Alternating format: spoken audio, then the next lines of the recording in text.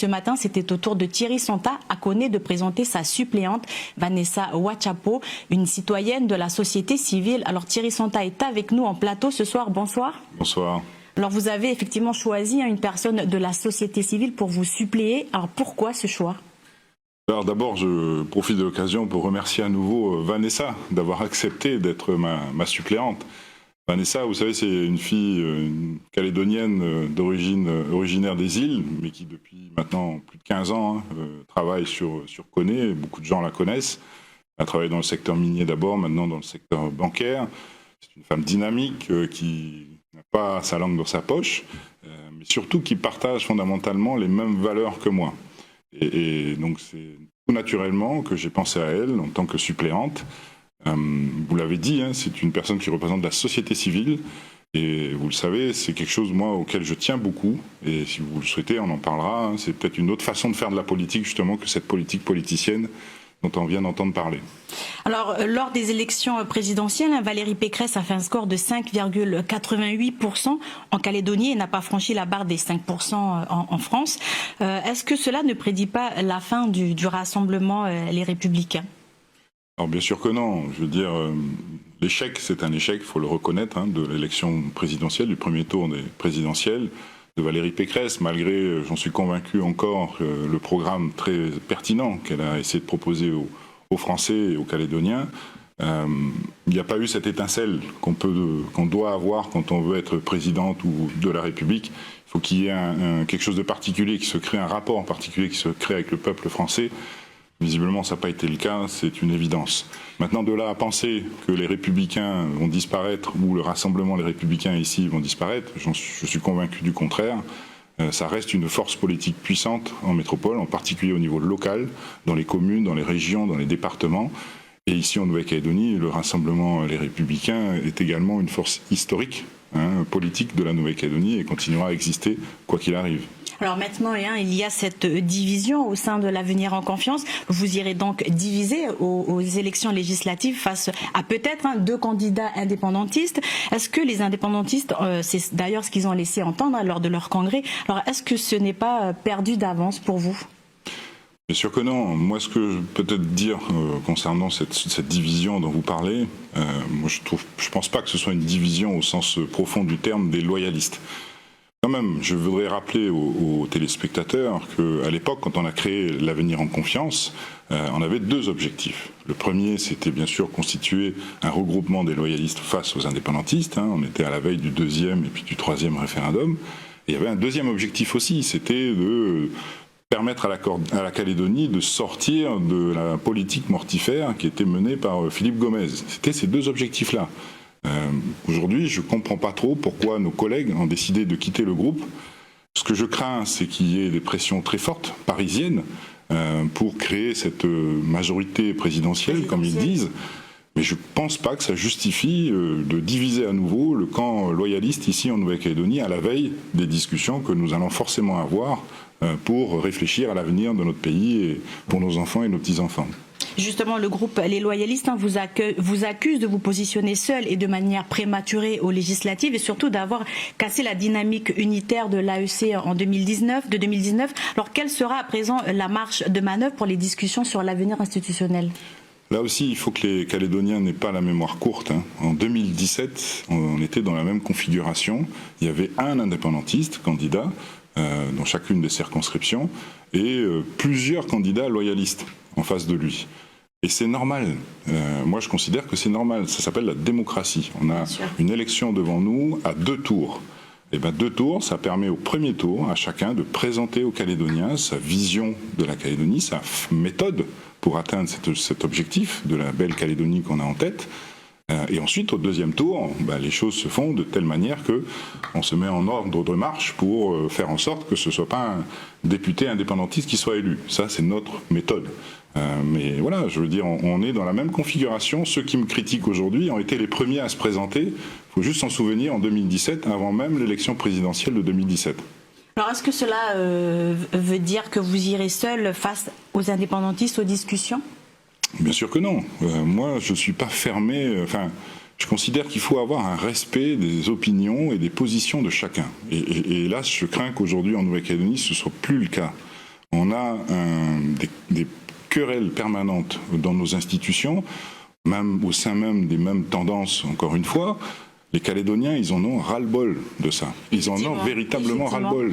Et nous sommes allés justement à la rencontre des Calédoniens. Je vous propose de poursuivre cet entretien après. Je vous propose de regarder ce micro-trottoir. Nous avons entendu le micro à ces Calédoniens pour savoir ce qu'ils pensent de cette politique. On écoute. Lors des dernières élections législatives en 2017, le taux de participation n'était que de 30% au premier tour, un chiffre faible et qui était en baisse comparé à 2012, où au premier tour, 46% des votants avaient fait le déplacement. Alors qu'en sera-t-il cette année? Pour ces électeurs, sans aucun doute, ils iront voter le 12 juin. Oui, je me sens concernée, que les législatives sont importantes. Honnêtement, je vais aller voter, comme tout citoyen. Voilà. Qu'est-ce que ça le résultat, mais il faut aller voter. J'ai toujours été voter, je trouve ça important. C'est un droit qu'on a acquis, surtout nous, les femmes.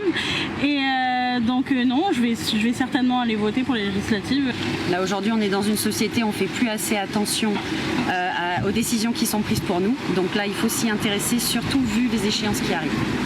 Mais pour les premiers votes, j'ai pas voté parce que j'étais au champ.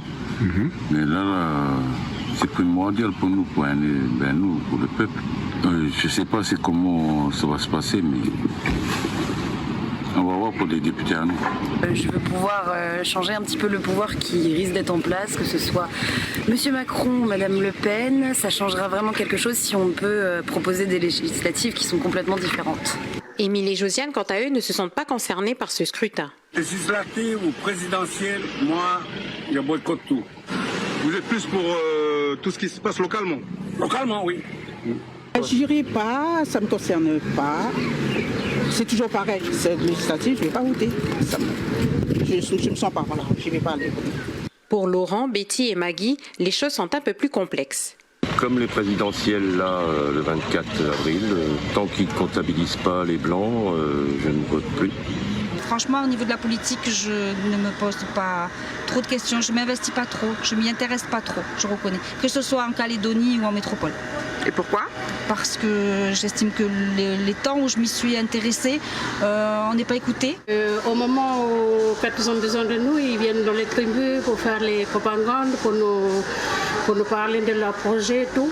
Et une fois qu'ils sont assis sur leur trône, ils nous oublient, quoi. Alors du coup, maintenant, on ne croit plus rien, quoi. Voilà. Pour l'heure, il est difficile de dégager une tendance quant au comportement des Calédoniens le 12 juin prochain. Nous retrouvons Thierry Santa, candidat aux législatives pour la 2e circonscription. Alors, quelle est votre réaction à ces propos? C'est ce que je vous disais tout à l'heure. Ça s'entend, les Calédoniens sont fatigués de ces querelles permanentes entre nous, entre indépendantistes, non-indépendantistes, au sein de chacun des camps respectifs. Ça suffit, il faut changer de politique. Et c'est vraiment ce à quoi je m'attache, moi, depuis déjà plusieurs mois. Je vais sur le terrain, je vais au contact des gens, je vais écouter les gens. On a mis en place des tables rondes citoyennes pour aller justement consulter la société civile sur sa vision de la Calédonie de demain. Et c'est comme ça que les choses doivent se faire. Et en partir de cette réflexion de la population, nous, les politiques, on doit s'en inspirer pour la réflexion qui doit être la nôtre sur l'organisation institutionnelle du pays. C'est de ça dont on doit parler le jour où on va se retrouver autour de la table. Eh bien, qu'on ait ce socle commun d'information, de connaissance, de cette volonté populaire de la Calédonie de demain, avec un développement économique, avec le règlement des problèmes de tous les jours des Calédoniens, parce que c'est de ça dont ils me parlent, leurs problèmes de fin de mois, le pouvoir d'achat, la vie chère, les problèmes du quotidien.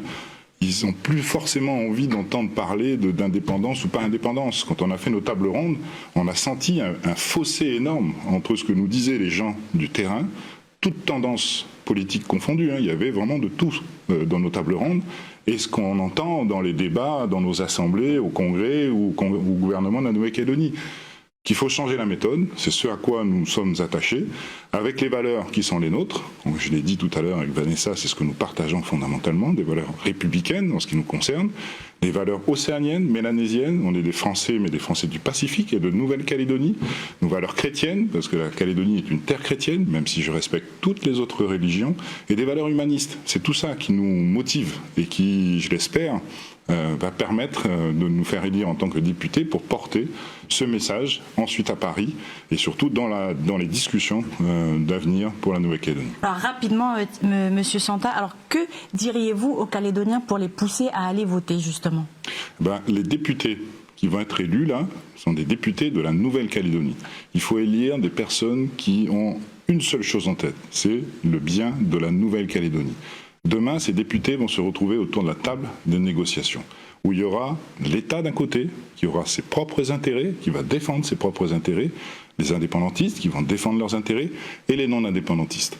Il faut absolument que les députés qui seront autour de la table non-indépendantistes défendent les intérêts d'abord et avant tout de la Nouvelle-Calédonie et ne soient pas simplement des porte-parole de l'État, si vous voyez ce que je veux dire. Thierry Santa, merci d'avoir accepté notre invitation en plateau ce soir. Merci de l'invitation.